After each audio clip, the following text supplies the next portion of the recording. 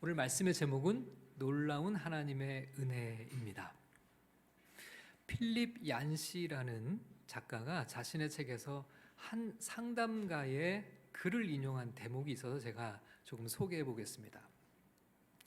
상담가 데이빗 시멘즈는 자신의 상담 경험을 이렇게 한마디로 요약했다. 나는 오래전에 복음주의적인 그리스도인들이 겪는 대부분의 정서 문제의 주요 원인은 다음 두 가지라고 결론을 내릴 수밖에 없었다. 하나는 하나님의 무조건적인 은혜와 용서를 깨닫고 받아들이지 못하며 누리지 못하는 것이고, 또 하나는 그 무조건적인 사랑, 용서, 은혜를 다른 사람들에게 베풀지 못하는 것이다. 우리는 훌륭한 은혜의 신학을 읽고 듣고 믿는다. 그러나 그렇게 살지는 않는다. 은혜의 복음이 정서의 차원까지 뚫고 들어가지 못하는 것이다. 이렇게 글에 적었어요.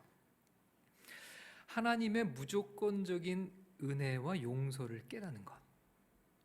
여러분, 하나님의 무조건적인 은혜와 용서, 그걸 우리는 다른 말로 복음이라고 부릅니다. 그러니까 이걸 깨닫는다는 것은 바로 복음을 깨닫는 것이죠. 하나님은 우리를 그렇게 무조건적인 은혜로 당신의 자녀 삼으시고 우리의 죄를 용서해 주셨어요. 그렇게 우리를 다 받아주셨다는 거죠. 그런데 실상은 복음적인 그리스도인들조차 이 복음을 제대로 깨닫지 못하고 누리지 못하고 살아가고 있다는 거예요. 여러분, 우리가 성경을 통해 하나님이 어떤 분이신가를 알아가면 알아갈수록 우리가 필연적으로 만나는 한 단어가 있습니다. 그게 바로 은혜예요. 은혜. 하나님은 놀라운 은혜를 우리에게 주셨다는 거죠. 자, 앞에 소개했던 필립 얀시가 다시 그래서 이렇게 적었어요.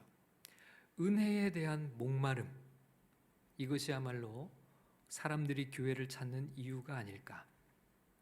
근본주의자 성장기라는 책에는 일본의 어느 선교사 훈련원 졸업생들의 동창의 이야기가 나온다. 한 동창생이 말했다. 한두 명만 빼고 우리는 다 믿음을 떠났다 다시 돌아온 자들입니다. 돌아온 사람들에게는 한 가지 공통점이 있습니다. 은혜를 만난 것입니다. 방황과 배회와 절망으로 얼룩진 내 신앙도 돌아보면 은혜를 찾아서 여기까지 온 것이다. 한때 교회를 등진 것도 거기 은혜가 별로 없었기 때문이고, 다시 돌아온 것도 다른 곳에서 은혜를 찾지 못했기 때문이다. 이렇게 적었어요. 여러분, 이 은혜라는 것을 어디서 발견할 수 있을까요? 세상 어디에서 이 은혜를 찾을 수 있을까요? 아니죠. 오직 하나님에게서 우리는 이 은혜를 만나게 된다는 겁니다. 여러분, 성경 전체를 통해서 우리에게 보여주는 가장 중심 메시지, 그것은 바로 이 은혜라는 거예요. 하나님은 우리에게 값없이 은혜를 베푸신다. 하나님은 놀라운 은혜를 우리에게 선물로 주신다. 그 하나님의 은혜로 말미암아 우리가 하나님의 자녀가 되는 구원을 얻었다는 것이죠. 여러분, 세상 어디에도 없고 다른 어떤 종교에도 없는 유일한 이 한 가지, 그것은 오직 우리 하나님이 주시는 선물이라는 겁니다. 자, 오늘 우리는 이 시편의 말씀 속에서 하나님의 은혜가 무엇인지를 몇 가지 살펴보려고 해요. 하나님의 은혜, 그 은혜가 오늘 이 말씀 속에서 우리의 가슴 깊이 새겨지고 우리의 삶을 변화시키는 시간이 되기를 축복합니다. 말씀의 은혜가 우리 모두에게 임하기를 축원합니다. 자, 첫 번째로 기억할 것이 있습니다. 우리의 구원은 전적인 하나님의 은혜라는 사실입니다. 이 말은 우리의 구원을 위해서 우리가 한 일이 아무것도 없다는 것을 의미해요. 그리고 또 우리가 무엇을 더해야 하거나 보태야 하는 것이 전혀 없다는 것입니다. 우리의 구원은 전적으로 하나님이 다 이루어 주셨다는 것입니다. 자, 오늘 말씀을 보면 우리의 구원을 구약에서 가장 상징적으로 보여주는 한 사건이 언급되어 있는데요. 그 사건이 뭘까요? 그것은 바로 출애굽입니다. 출애굽은 예수 그리스도를 통해서 우리에게 주실 완전한 구원, 이 십자가의 구원을 미리 보여주는 사건인데요. 이스라엘 백성들은 이집트의 노예로 처참한 삶을 살고 있었죠. 마치 모든 인간들이 죄에 종살이하며 그 죽음의 권세 아래 눌려 사는 것처럼, 죄의 종노릇하며 살아가는 것처럼 이스라엘 백성들은 이집트의 노예로 살아가고 있었어요. 이스라엘 백성들이 스스로의 힘으로 대제국 이집트의 노예 생활을 청산할 수 있는, 벗어날 수 있는 가능성은 전혀 없습니다. 자, 그러면 이들이 어떻게 구원을 받을 수 있었을까요? 어떻게 이집트를 탈출해서 자유를 얻을 수 있었을까요? 누군가 그들을 구원해 주셨기 때문이에요. 누군가가 그들에게 다가가 그들을 건져 주셨기 때문입니다. 누구죠? 하나님이시죠. 하나님이 이스라엘 백성들을 구원해 주셨다는 겁니다. 자, 그 구원의 장면들을 오늘 본문 말씀들이 기록을 하고 있는데요. 먼저 43절을 읽어보겠습니다. 시작. 그때에 하나님이 애굽에서 그의 표적들을, 소환들에서 그의 징조들을 나타내사. 자, 그때는 바로 이스라엘 백성들이 이집트에서 종살이하고 있었을 그때예요. 그때 누가요? 하나님이 그의 표적들을 애굽에서 나타내셨다. 자, 누가 하셨습니까? 하나님이 하셨어요. 44절 읽겠습니다. 그들의 강과 시내를 피로 변하여 그들로 마실 수 없게 하시며. 자, 이스라엘 백성들을 탈출시키기 위해서 많은 재앙들을 이집트 땅에 내리시는데, 자, 이 재앙도 누가 행하신 겁니까? 하나님이 행하셨습니다. 45절을 읽겠습니다. 쇠파리 떼를 그들에게 보내어 그들을 물게 하시고 개구리를 보내어 해하게 하셨으며. 누가요? 하나님이 하신 일입니다. 46절입니다. 그들의 토산물을 황충에게 주셨고 그들이 수고한 것을 메뚜기에게 주셨으며. 누가 하신 일이죠? 마찬가지로 하나님이 하신 일입니다. 47절입니다. 그들의 포도나무를 우박으로 그들의 뽕나무를 서리로 죽이셨으며. 누가요? 하나님이요. 48절입니다. 그들의 가축을 우박에 그들의 양떼를 번갯불에 넘기셨으며. 마찬가지로 하나님이 하신 일이죠. 49절입니다. 그의 맹렬한 노여움과 진노와 분노와 고난 곧 재앙의 천사들을 그들에게 내려보내셨으며. 마찬가지로 하나님이 하신 일이죠. 50절 51절을 읽겠습니다. 그는 진노로 길을 닦으사 그들의 목숨이 죽음을 면하지 못하게 하시고 그들의 생명을 전염병에 붙이셨으며 애굽에서 모든 장자 곧 함의 장막에 있는 그들의 기력의 처음 것을 치셨으나. 여러분, 이집트에 내려진 이 재앙들을 통해서 결국 이스라엘 백성들은 자유를 얻게 됐어요.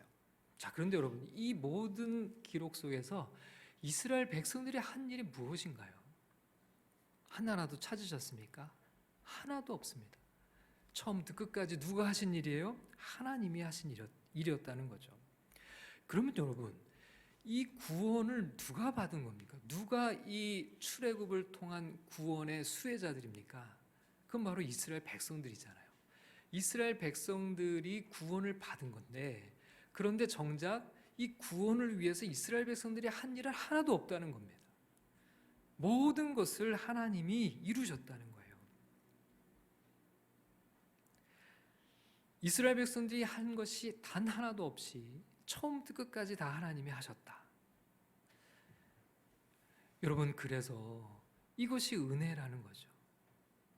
이스라엘 백성들이 조금이라도 일조를 했다면 그 은혜는 우리가 아는 것 같은 은혜가 아닐 거예요. 그런데 이것이 은혜인 이유는 이스라엘 백성들이 단 하나도 이 일에 일조한 일이 없다는 거예요. 전적으로 하나님이 하신 일이라는 거죠.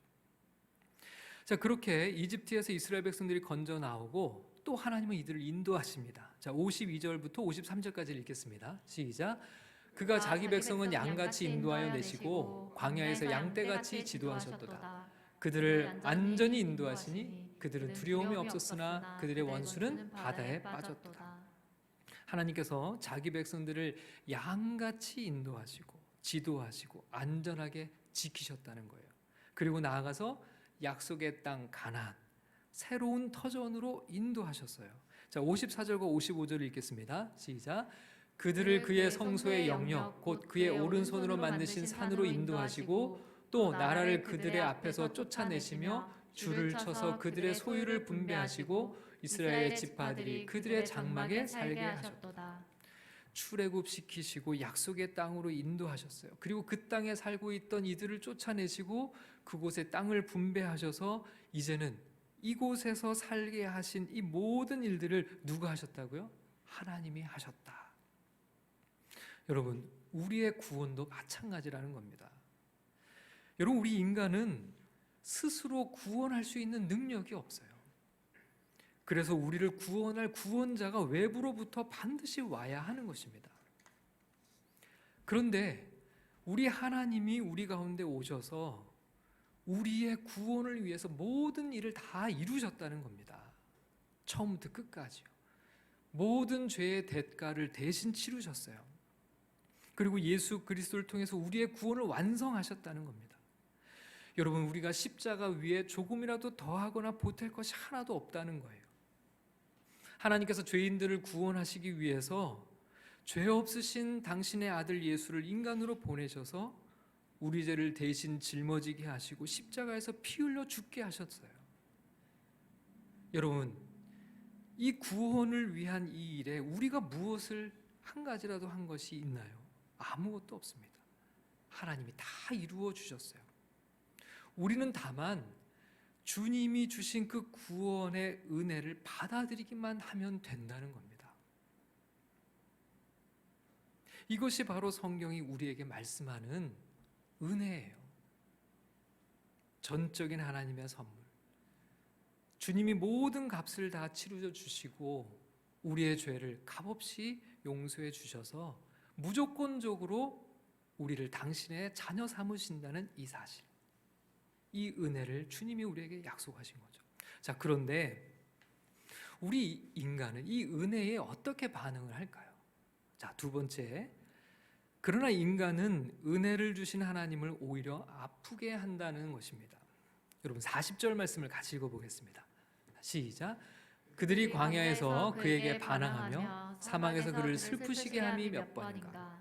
자, 여기 구절을 보면 이스라엘 백성들이 광야에서 하나님에게 반항하고 사막에서 하나님을 슬프게 함이 몇 번인가라고 얘기를 해요. 자, 하나님께 반항하고 하나님을 슬프시게 했다. 자, 그러면 여기서 이들이 하나님께 반항하고 슬프시게 함이 어떤 시점일까요?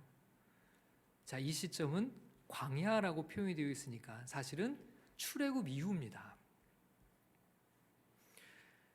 이미 놀라운 하나님의 구원의 은혜가 주어졌죠. 출애굽했어요. 자, 그런데 그 은혜가 주어지고 났음에도 불구하고 이 은혜에 대해서 이스라엘 백성들이 어떻게 반응을 하냐면 은혜 주신 하나님께 반항하고 은혜 주신 하나님을 슬프시게 했다는 거예요. 여러분, 이것이 오늘날 인간들의 모습이죠. 우리 주 예수 그리스도를 이 땅에 보내셔서 우리 모든 인류에게 구원의 은혜를 주셨어요. 우리가 구원받을 수 있도록 모든 것을 하나님이 다 이루어 주셨어요. 구원을 완성해 주셨어요. 그런데 오늘날 우리 인간들은 그 은혜에 대해서 어떻게 반응하냐는 겁니다.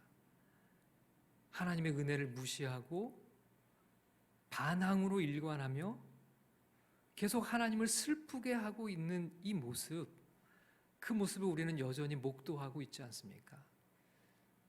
이 세상을 너무나 사랑하셔서 독생자 아들 예수 그리스도를 주셔서 그를 믿는 자마다 영생을 얻게 하셨는데도 불구하고 많은 사람들은 하나님께 여전히 반항하고 그 은혜를 받아들이려고 하지 않아요. 하나님을 슬프게 하고 있는 거죠. 여러분 41절 말씀도 함께 읽겠습니다. 시작. 그들이 돌이켜 하나님을 거듭거듭 시험하며 이스라엘의 거룩하신 이를 노엽게 하였도다. 자, 여기 보면 이스라엘의 거룩하신 이를 노엽게 하였다라고 하는데, 이 노엽게 하다라고 하는 말에 어떤 뜻이 있냐면 아픔을 주다, 괴롭게 하다, 상처를 입히다는 뜻이 있어요. 여러분, 지금 누가 아프게 하고 괴롭게 하고 상처를 입히나요? 인간이요. 누구를요? 하나님을요. 이렇게 은혜를 주신 하나님을, 거룩하신 그 하나님을 여전히 오늘날도 인간들은 아픔을 주고 괴롭히고 상처를 입히고 있다는 그런 말씀을 성경이 우리에게 얘기하고 있어요. 여러분, 하나님의 은혜를 거부하고 살아가는 인간들이 우리 하나님에게 행하고 있는 일들이죠. 사람들을 구원하시고자 그 은혜를 주시기 위해서 전부를 내어주시는 하나님을 오히려 아프게 하고 있다는 겁니다. 하나님을 괴롭게 하고 하나님께 상처를 입히고 있다는 것. 여기 보면요, 출애굽 과정에서 하나님의 살아계심을 분명히 목도했어요. 그럼에도 불구하고 거듭거듭 하나님을 자꾸 시험합니다. 그리고 나아가서 이들은 하나님의 은혜를 다 잊고 살아간다고 성경이 말씀해요. 42절을 읽어보겠습니다. 시작. 그들이 그의 권능의 손을 기억하지 아니하며 대적에게서 그들을 구원하신 날도 기억하지 아니하였도다. 하나님이 베푸신 은혜를 인간은 어찌 그리 쉽게 망각하며 살아가는지 모릅니다. 그의 권능의 손을 기억하지도 않고 구원하신 날도 기억하지 아니하였다고 성경이 기록하죠. 여러분, 인간은 정말 그래요. 하나님의 은혜를 받아들이려고도 하지 않고 그 은혜를 경험했다고 하더라도 기억하려고 하지 않는 거예요. 여러분, 우리는 어떤 은혜를 받았습니까? 우리는 무엇을 기억해야 합니까? 하나님의 아들을 생명값으로 지불하고 우리를 구원하신 그 은혜. 지금까지도 우리는 얼마나 많은 은혜를 받았고 그걸 누리며 살아왔습니까? 근데 우리는 너무 쉽게 그걸 잊고 살아간다는 거예요. 그것이 인간이라고 얘기를 하고 있어요. 지난 설 연휴 때 누가 제게 드라마 한 편을 추천을 해줬어요. 제목이 나의 아저씨였습니다. 제가 평소에 드라마 잘 안 보거든요. 영화도 잘 안 보고. 저 뭘 좋아하게요? 뉴스 좋아합니다. 뉴스 보고 있으면 눈을 못 떼요. 너무 많이 보고 싶어서 봤던 뉴스 또 보고 또 보고. 또 좋아하는 게 있는데요. 그것이 알고 싶다 좋아해요. 그런 프로 좋아하거든요. 근데 누가 추천해줘서 연휴에 이 드라마를 한 편을 봤어요. 너무 재밌는 거예요. 푹 빠져가지고요. 이틀 동안 16편을 다 봤어요. 1시간 20분짜리를 이틀 동안 다 보느라고요. 2시간 자고 봤어요. 16편을. 살면서 16편을 이어보게 한 적은 처음 있는데요. 등장 인물들이 다 아저씨들이거든요. 제가 나중에 이렇게 이 드라마를 푹 빠져서 본 이유가 내가 아저씨였구나. 내가 아저씨여서 이게 공감하면서 봤구나. 이런 생각을 했어요. 근데 엄청 공감되는 대사들이 많이 있는데 그 중에 기억에 나는 게 하나 있어요. 남자 주인공의 형이 직장에서 퇴직하고 실업자로 살아가는 한 중년의 남자인데요. 직업을 구하는 게 너무 어려워요. 직업을 구하기도 힘들고 빚에 쪼들리다 보니까 가족들한테도 별로 환영받지 못해서 아내하고는 별거 하면서 노모 집에 얹혀 살고 있었어요. 근데 이 남자가 넋두리처럼 이렇게 얘기를 하는 거예요. 그동안 돈 벌어다 준 공은 다 사라지고 지금 돈 못 버는 죄만 남아있네. 이렇게 얘기를 하는 구절이 있어요. 그동안 돈 벌어다 준 공은 다 사라지고 이제 직장에서 잘리고 실업자로 있으니까 가족들에게도 다 외면당하니까 지금 돈 못 버는 죄만 남아있다고 그렇게 이제 이야기를 하는 거예요. 그런데 여러분, 진짜 사실 우리가 살아가면서 우리가 다 그런 것 같아요. 우리가 받은 은혜들, 얼마나 많이 있을까요? 여러분 100번 잘해줘도 한 번 못한 것, 우리는 그것만 붙들고 살아가요. 그것만 가지고 원망하고 불평하며 살아갈 때가 참 많이 있죠. 저는 아까 그 대사가 마치 우리 인간들의 모습을 그대로 표현한 것 같았어요. 다 잊어버리고, 받은 건 다 잊어버리고, 은혜는 다 잊어버리고, 그저 불평과 원망 속에 살아가는 우리의 모습들. 여러분, 우리는 너무 쉽게 잊어버리며 살아가죠. 얼마나 많은 은혜를 받았음에도 불구하고 우리는 마치 한 번도 은혜를 받아본 적이 없는 사람인 양 살아갈 때가 얼마나 많은가요? 여러분, 오늘 우리가 이 자리에서 하나님을 예배할 수 있다는 것, 하나님의 자녀로 살아갈 수 있다는 것, 영원한 삶을 얻었다는 것, 너무나 많은 것을 풍족하게 누리며 살아가고 있지 않나요? 이 모든 것이 하나님의 은혜임에도 불구하고 우리는 언제 그랬냐는 듯이 다 잊어버리고 살아갑니다. 우리는 은혜에 있어서만큼은 기억 상실증 환자 같아요. 너무 쉽게 잊어버리는 거죠. 그리고서는 은혜를 주신 하나님을 향해 반항하고 하나님을 슬프시게 하고 시험하고 아프게 하는 것. 그게 인간이라는 겁니다. 자, 그런데 여기에서 진짜 하나님의 은혜를 우리는 또 발견하게 됩니다. 자, 세 번째입니다. 이미 주어진 은혜조차도 받아 누리지 못하는 인간들, 이렇게 답이 없는 인생들에게 하나님은 다시금 끝까지 은혜를 주신다는 거예요. 여기에 하나님의 놀라운 은혜가 있어요. 자, 38절을 읽어보겠습니다. 시작. 오직 하나님은 긍휼하심으로 죄악을 덮어주시어 멸망시키지 아니하시고 그의 진노를 여러 번 돌이키시며 그의 모든 분을 다 쏟아내지 아니하셨으니. 자, 우리는 죄악으로 말미암아 멸망하고 하나님의 진노로 망하는 인간들이었어요. 인생들이었습니다. 그런데 우리가 그러지 않았다는 거예요. 멸망하지도 않았고 하나님의 진노를 피했다는 거예요. 그런데 그 이유가 어디 있다고요? 우리에게 있다고요? 아닙니다.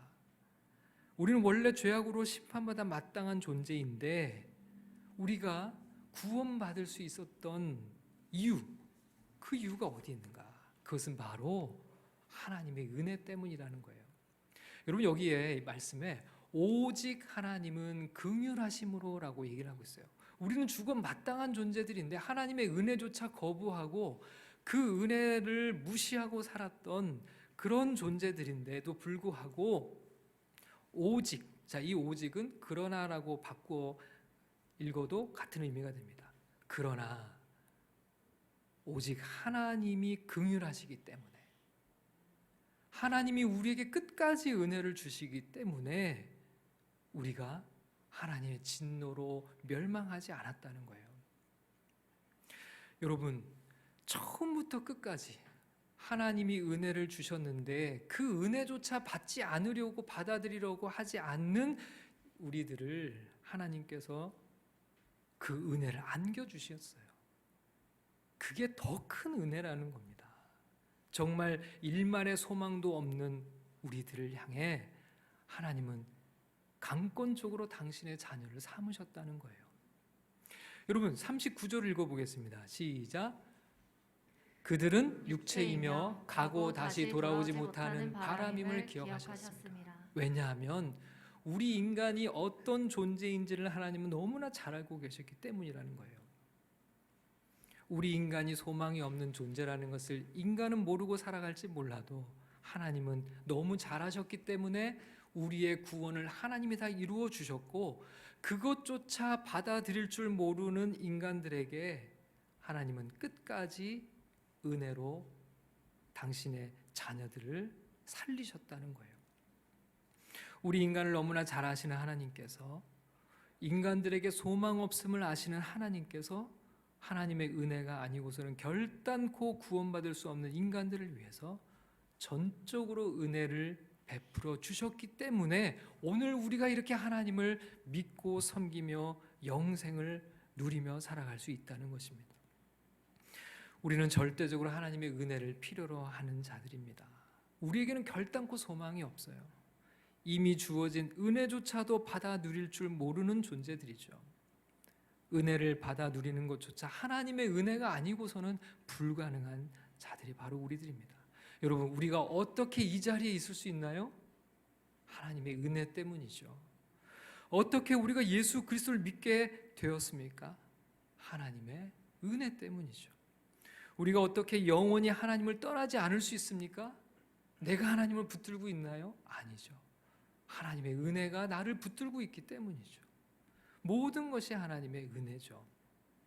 죄악을 덮어주시고 멸망시키지 않으시고 죄의 진노를 거두시고 하나님께 반항하며 하나님을 슬프시게 하는 우리들을, 심지어 괴롭히며 아프시게까지 하는 우리를 하나님의 백성 삼으시고 영원한 생명을 누리며 살아갈 수 있게 하심, 이 모든 것은 다 하나님이 하신 하나님의 은혜라는 이 사실. 여러분, 이것이 바로 복음이고 주님은 이 복음을 우리에게 주신 것입니다. 이 놀라운 하나님의 은혜를 깨닫고 이 은혜를 누리며 살아가고 또 전하며 살아가는 저와 여러분들이 다 될 수 있기를 주님의 이름으로 축원합니다.